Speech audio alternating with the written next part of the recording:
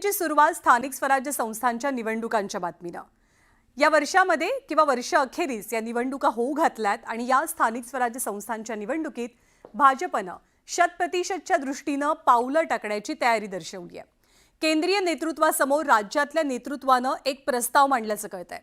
महायुतीतल्या काही वादग्रस्त मंत्र्यांमुळे नेत्यांमुळे स्थानिक स्वराज्य संस्थेच्या निवडणुकीत नाराजीचा फटका बसू शकतो हा मुद्दा प्रामुख्यानं चर्चेत मांडण्यात आलाय। पण मुंबईमध्ये 100%चा नारा भाजपला फायद्याचा ठरू शकतो का? ठाकरे बंधू आणि महाविकास आघाडीचं आव्हान कितपत असू शकतं? या सगळ्यांचे ठोकताळे बांधणारा हा रिपोर्ट पाहूया। शक्यतोवर महायुती आणि ज्या ठिकाणी महायुती होऊ शकणार नाही त्या ठिकाणी आपल्याला मैत्रीपूर्ण समन्वयाने अशा पद्धतीनं आपल्याला निवडून यायचं आहे।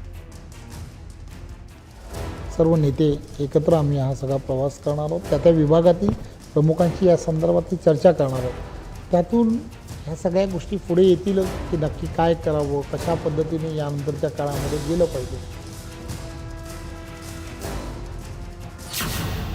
भाजपच्या नेत्यांची ही वक्तव्य पुरेशी बोलकी आहेत। भाजपचे नेते महायुतीच्या माध्यमातून लढण्याचं बोलत असले तरी 100% साठीही त्यांनी सिद्धता केली आहे। त्याचं कारणही तसंच आहे। महायुतीतील मित्रपक्षांच्या काही मंत्र्यांची प्रतिमा मलिन झाल्यानं त्यांचा स्थानिक स्वराज्य संस्थांच्या निवडणुकीत फटका भाजपला बसू शकतो।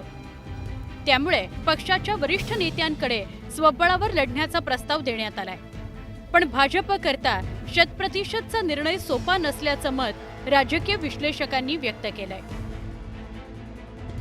लोकसभा निवडणूक आणि विधानसभा निवडणुकीचे एकूण निकाल जर लक्षात घेतले तर आत्ताच्या घडीला बहुतेक सगळ्या ठिकाणी राज्यात, काही अपवाद वगळता बहुतेक सगळ्या ठिकाणी महायुतीला एकत्रच लढावं लागेल असं एकंदरीत राजकीय चित्र आहे। आणि त्यामुळे 100%चा नारा जरी दिला जात असला तरी प्रत्यक्षात मात्र भाजपसमोर महाविकास आघाडीचं आणि विशेषतः शिवसेना, काँग्रेस आणि शरद पवारांची राष्ट्रवादी यांचं आव्हान पेलणं हे पहिलं टास्क आहे। भाजपनं मुंबईत महायुतीच्या माध्यमातून आणि राज्यात ज्या ठिकाणी पक्षाची ताकद आहे तिथं स्वबळावर लढण्याची रणनीती तयार केली आहे। नागपूर, नाशिक, पुणे, छत्रपती संभाजीनगर, नांदेड, वाघाळा, अमरावती, अकोला, चंद्रपूर आणि मीरा भाईंदर या महापालिकांमध्ये भाजप 100% ही घोषणा प्रत्यक्षात आणू शकते।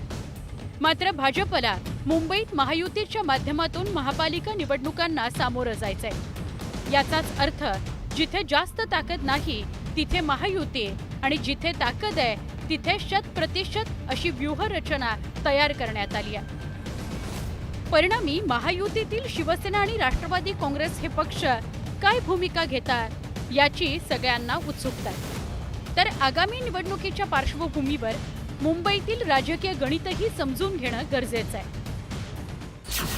मुंबईमध्ये मराठी भाषिकांची संख्या 35 ते 40% आहे, तर इतर भाषिक 40 ते 45% आहेत। त्यात उत्तर भारतीय हिंदू सुमारे 15 ते 20% आहेत आणि उत्तर भारतीय मुस्लिमांची संख्याही 10 ते 15% इतकी आहे। ठाकरे बंधू एकत्र आल्यास मराठी भाषकांची एकगठ्ठा मतं उद्धव ठाकरे आणि राज ठाकरेंकडे जाण्याची शक्यता वर्तवली जाते।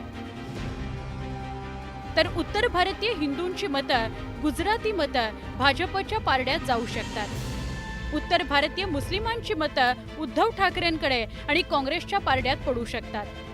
एकनाथ शिंदेंची शिवसेना वेगळी लढल्यास महायुतीच्या मतांमध्ये फूट पडू शकते। मला असं वाटतं ठाकरे बंधू म्हणजे या महाराष्ट्राचा ठाकरे ब्रँड आहे आणि या ब्रँड कधीच संपू शकत नाही। आणि शेवटी रक्ताची नाते आहेत ते आज ना उद्या कधी एकत्र होणार, ते आज झालेले आहेत। महापालिकांच्या निवडणुका प्रामुख्यानं कार्यकर्ते लढवत असतात। सगळ्याच पक्षाच्या कार्यकर्त्यांचं स्वप्न हे नगरसेवक होणं असतं आणि त्यामुळेच स्थानिक स्वराज्य संस्थांच्या निवडणुकीत युती किंवा आघाडीसमोर अनेक अडचणी असतात। पण विजयी होण्याकरता एकत्र लढणंही गरजेचं असतं। आता भाजप 100%च्या दृष्टीनं पावलं टाकतो का? महायुतीतील घटक पक्ष मुंबई सोडून इतर शहरांमध्ये काय भूमिका घेतात आणि ठाकरे बंधू कधी एकत्र येतात या प्रश्नांची उत्तरच राजकारणाची दिशा ठरवणार आहेत. संतोष गोरे, न्यूज 18 लोकमत, मुंबई. आणि आज वर्ध्यामध्ये भाजपचा एक मेळावा पार पडला आणि याच मेळाव्यात राज्याच्या मुख्यमंत्र्यांनी पालिकेचं रणशिंग सुद्धा फुंकलंय. पालिकेच्या निवडणुका या महायुती म्हणूनच लढू असं मुख्यमंत्र्यांनी स्पष्ट केलं. निवडणुकीच्या तोंडावरती महायुतीत मित्रपक्षांवरती टीका करायची नाही, तसंच सगळे वाद बाजूला ठेवायला हवेत असा सल्ला सुद्धा देवेंद्र फडणवीसांनी दिलाय. दरम्यान पक्षीय भांडणामुळेच अनेक पक्ष खड्ड्यात गेले, त्यामुळे पक्षाला खड्ड्यात घालणाऱ्यांना मी खड्ड्यात घालेन असं म्हणत फडणवीसांनी एक प्रकारे कार्यकर्त्यांचेही कान टोचलेत. वर्ध्यातल्या मेळाव्यामध्ये मुख्यमंत्र्यांनी कार्यकर्त्यांना कामाला लागा अशा सूचनाही दिल्यात.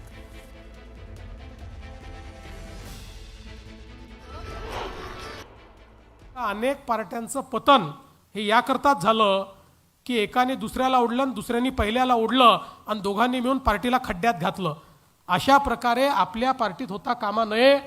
कोणी जर पार्टीला खड्ड्यात घालण्याचं काम करणार असेल तर त्याला खड्ड्यात घालण्याचं काम पार्टी करेल, एवढं लक्षात ठेवा. खड्ड्यात घालणं म्हणजे खरं खड्ड्यात घालणं नाही. आपण ही निवडणूक महायुतीमध्ये लढतो आहोत, पण अर्थातच स्थानिक स्तरावर काही निर्णय घेण्याचे अधिकार आम्ही देऊ. ज्या ठिकाणी काही अडचणी आहेत त्यांनी आमच्याशी चर्चा करायची आहे आणि निर्णय घ्यायचे आहेत. पण शक्यतोवर निवडणुका महायुतीत करायच्या आणि ज्या ठिकाणी महायुतीमध्ये निवडणूक काही कारणाने होणार नाही त्या ठिकाणी आपल्या मित्रपक्षावर कुठली टीका करायची नाही. कारण आपण जर राज्यामध्ये सोबत काम करतो आहोत तर आपणच आपल्या मित्रपक्षावर टीका करायची.